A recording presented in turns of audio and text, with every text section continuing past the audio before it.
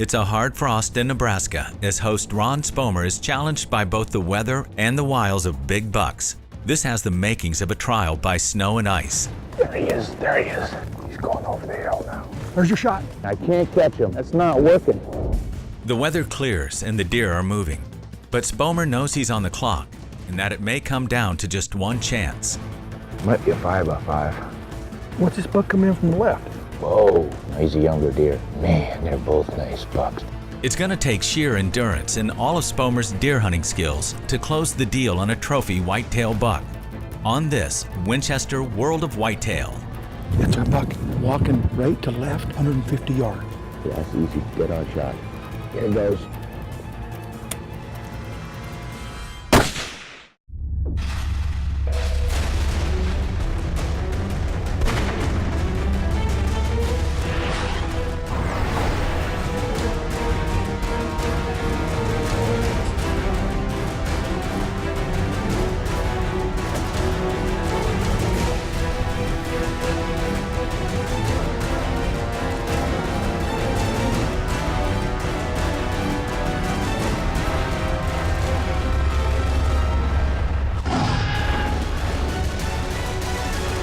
Winchester's World of Whitetail.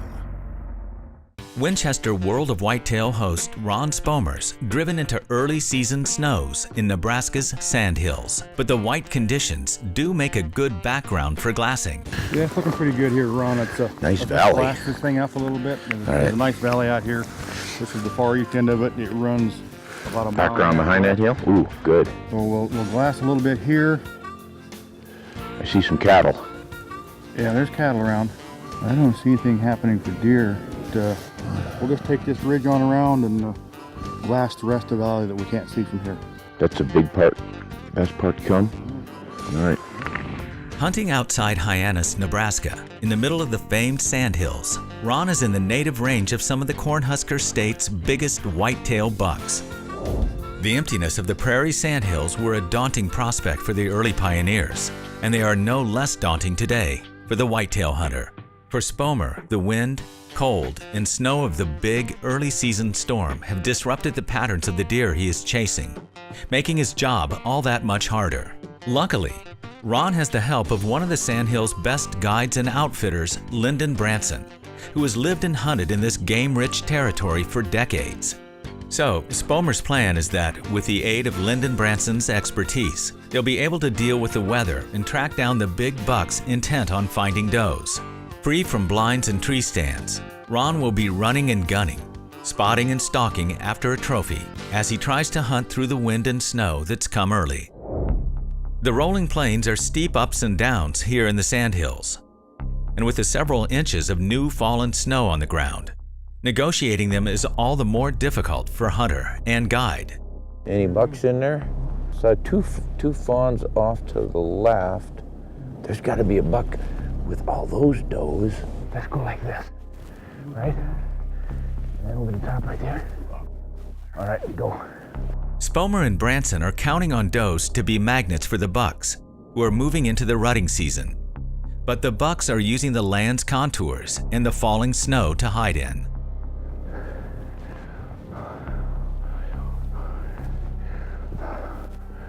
Where'd he go? I lost him. He was going this way. Down there?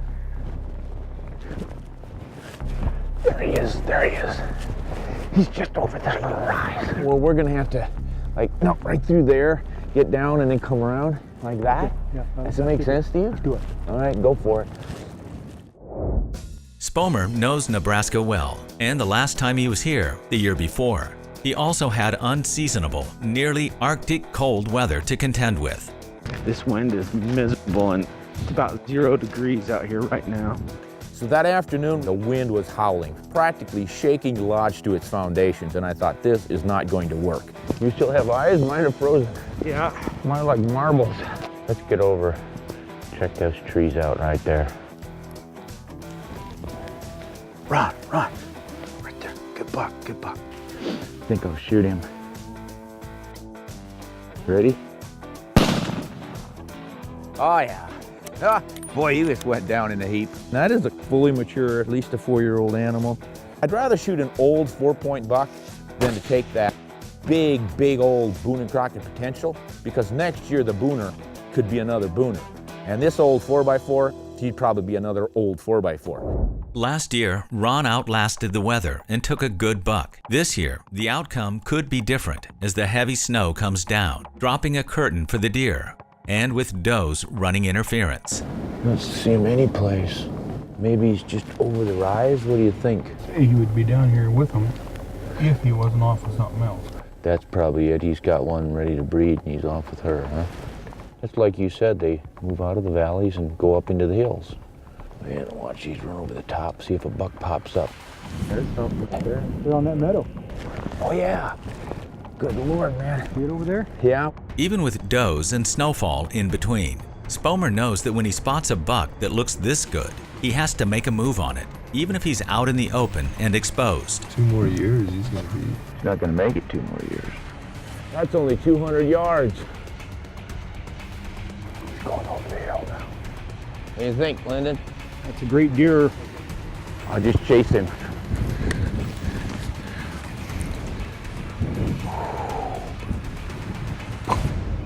Well, that's it for now. He's a big buck who got big by knowing when not to hang around and when to put some real estate between himself and those strange 2-legged creatures. Yeah, there's a buck over in that fence line. We got time. We gotta let him come out more, I think. It's getting about 350. They stay way back there. She's trying to get back into those trees. He's trying to cut her off.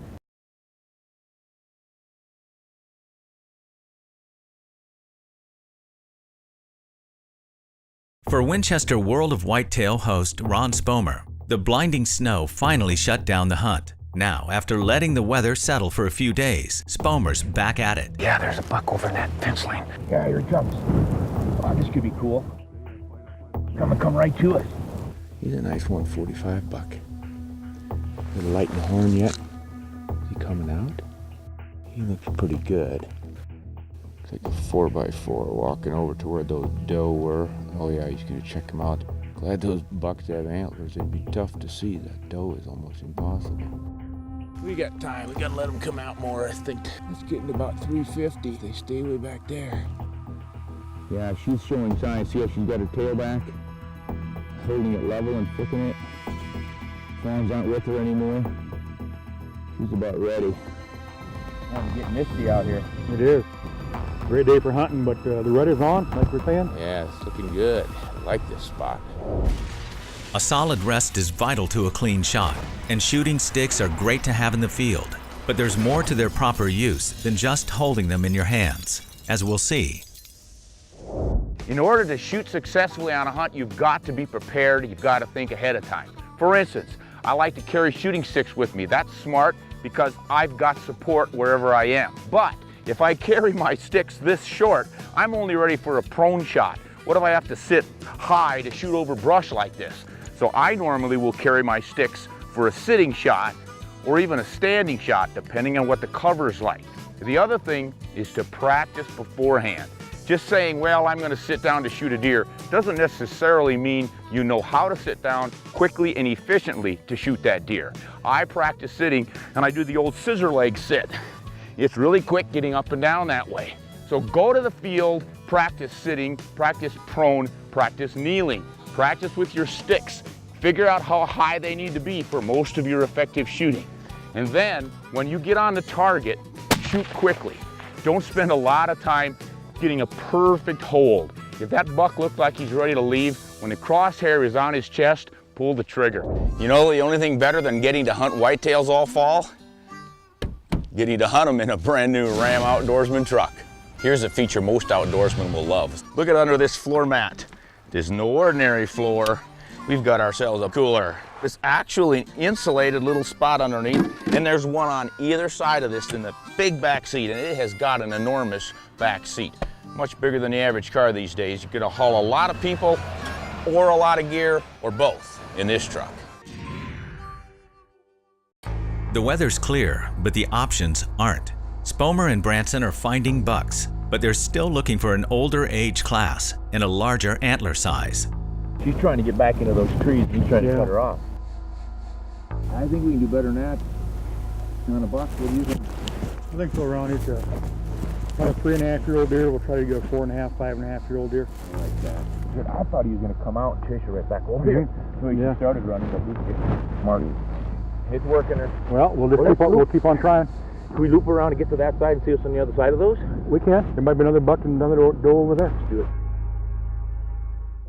Buck numbers are good in Nebraska, but Spomer found out last year while hunting with Branson that decisions about what's a right or a wrong deer can be agonizing. I smell deer. That's a great thing to smell. Yes. Right. The first morning Ron was here, we leave camp in the dark like every other camp, and we soon were encountering whitetails. Boy, he's pretty tall. That's a mid-140s 8-point right there. You're darn right it is. See if you can make it to that bale, Ron. Oh, this is working. He's gonna get there. Oh, I got an easy shot. Oh, he's a beauty. Look at the main beams on this guy. That's hard to pass up. I'm sorely tempted. I've got a perfect rest on his bale. The first buck we came across was a really nice 4x4 right with the doe. I mean, Ron hit here with the peak of the rut was on. There he goes, following the doe up. Gonna get skyline in, you're gonna really appreciate that rack. Look at that, the height on those tines. I wanted to shoot that buck. Lyndon talked me out of it. First day, in the morning, I don't think we want to shoot this buck yet. I can't believe it. I know, first morning, that's a great deer, but an 8-point, let's try for something better. I know, I hear you. I mean, a grade 8 is always fun, but if you've got better on the first morning, what the heck? And the weather's supposed to clear up, so we should do better. Might be a 5x5. But he's got at least 4 good ones. What's this buck coming in from the left? Whoa. He's a younger deer. Man, they're both nice bucks.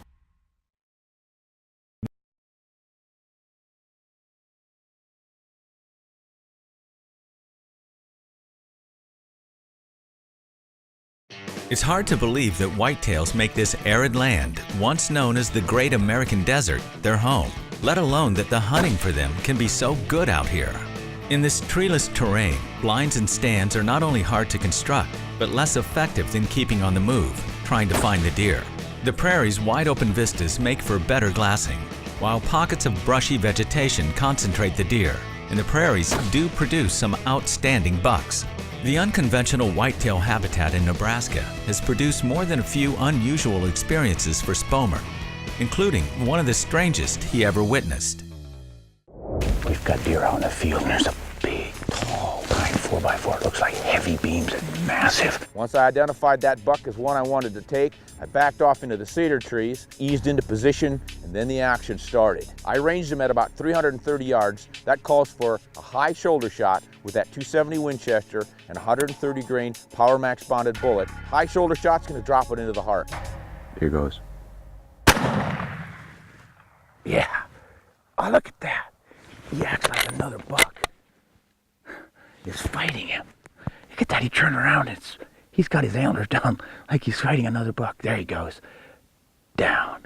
Yeah, that was wild. I've never seen that before, but it makes perfect sense. It goes to show you their frame of mind during the rut. All they're thinking about is getting at a doe and fighting off the other bucks for the chance. And when they feel some sort of poke or pain, they just assume another buck hit them. Look at those brow tines. That's what I thought I had. Well, that little backup camera makes it easy to get to your deer. Right on tailgate broadside now. Okay, let's take him home. So far for Spomer, this has been a hunt of frustrations, with snow, the wrong bucks, and deer that got away. But now everything may be coming together. We're gonna go find deer out in these sandhills. Hard to believe these rolly sandhills with nothing but grass on a few yuccas have whitetails in them, but there are pockets. And Lyndon, the super guide, knows where those pockets are. So we're gonna go find the big bucks in the sandhills of Nebraska.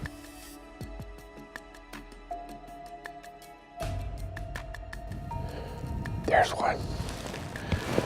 On top of that hill. On the left side of that side. Oh yeah, I got him. Just under the skyline. 350. Going back to that fence line. Might be a 5x5, but he's got at least 4 good ones. Yeah, he's just feeding over. Whoa. What's this buck coming in from the left? Whoa. Look at the tine length on him. He's not nearly as heavy. Now, he's a younger deer.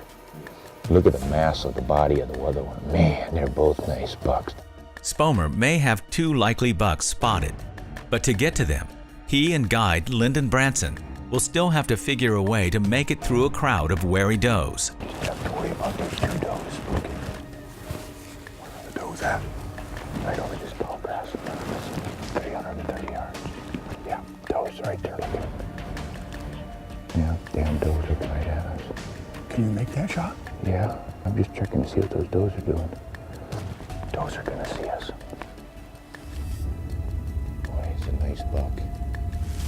Nice heavy-bodied buck, isn't he? I can see that one tall brow tine on his right side. The buck Spomer and Branson have their sights on isn't going to stand still for long, so they need a plan to get through the does quickly and into range. He's getting nervous. He's starting to feed. Look at that, he's going to eat. Oh, darn, he's feeding. I think we need to go back this way and get over that hill right there. Shall we go clear up around? Try to leave them alone. We could. Yeah, he's looking for something fresh, but he's not in a hurry. I think there's more does on the other side of that hill. I think he's just going to check those out, and he's going to kind of stick with them, my impression anyway. Let's go over here and get a different position. That's our buck. Walking right to left. Yeah, that's easy. Dead on shot. So let's be ready. Here goes.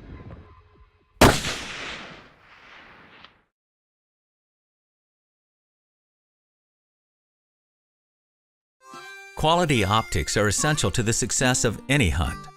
If you can't spot a buck with your binocular or find it in your scope, you might as well stay home. Looking right into the sun can be a problem with low-quality optics. It's hard enough to find a good deer and get a clear shot, but to lose that opportunity because the sun is shining in your cheap lens, I don't want to fight it, so I get fully multi-coated optics, like in these Bushnell Elite optics. The spotting scope, the rifle scope, the binocular, I want fully multi-coated lenses on all of mine. The anti-reflection coatings are what make the difference. They stop that glare and flare. So if you want to take advantage of every opportunity, get those fully multi-coated optics in all your lenses. The challenges of the heavy snows and the frustrations of smaller and elusive deer are now set aside as Spomer and guide Branson plan their final strategy. I think we need to go around this way so we don't risk getting upwind of this guy. At some point, that wind's going to be blowing us over that way. Hey, he's still right there. He didn't go over. I know he's looking at you right now. Come on, get over that thing. Here we go. Now Spomer moves into shooting position, but he'll have to wait for the buck to come back over the brow of the hill for the shot. So he sits and feels the seconds tick. I think he's still over that hill. Pop up at any time. Get some readings on this range. 150, 200, 204. Dead on hold everywhere. All we have to do is get him to come in. Oh, here's 2 little bucks came over. Cute little bucks coming over. Maybe he's chasing them. Bet he's behind that hill where those 2 bucks are. I bet he's just on the back side of them, because that's where he'd gone last. Ron, there's a coyote coming in from the left. I think he might push those deer out of that pocket. So let's be ready. Yeah, these 2 little bucks are looking back that way. Maybe that big guy will come out. Just be ready. I'm ready, Freddie. Where's that big buck? I think he's just behind those 2 little ones. I think he is too. Ron, look right down there. Coming out below that coyote right there. That's our buck. Walking right to left, 150 yards. Yeah, that's easy. Dead on shot.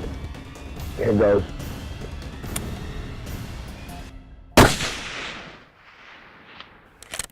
Oh, yeah. He's just lying there. I think he's done for. That coyote brought him out, didn't it? I mean, it looked like he was going right to that coyote to, like, walk him out of here. Either that or he was challenging those 2 bucks. He is a nice, wide buck. Let's go see him. Oh, he's wide. This got to be 20 inches inside spread at least. Yeah, how far out he comes? Those main beams, I bet you we're hitting 24 inches anyway. Yeah, pretty close to 24 inches. Old guy, gray. It's got to be the most adaptable big game animal in North America. No doubt. Well, it is. It is. You get them in the Florida Keys and swamps, in the southeast heat, clear up into the boreal forest, and they're out in these crazy grasslands. What an animal. What an animal. The key is patience. And you got to go slow and easy and have patience. It's too easy to say, oh, he walked over the hill, he's going to get away. You go bumbling over those hills, and that's it. God, if you'd have just put one more point on here, you'd have been Mr. Perfection, but we're not complaining, buddy. Thank you, Mr. Deer, for all of your contributions. For all the trials and tribulations of this hunt in the Sandhills, from severe weather to frustrating deer, Spomer's earned a buck to make it all worthwhile. Let me get up here. You get the antlers in my hands, and then you can kind of help from the back end. Beautiful. Woohoo! Okay. Get yours in there. Perfect. Oh, Mr. Buck. LB, that is one heck of a Awesome wide trophy. rock. I mean, it's not every day you get one that wide. Nope. Success again, riding into the golden sunset of the Nebraska Sandhills.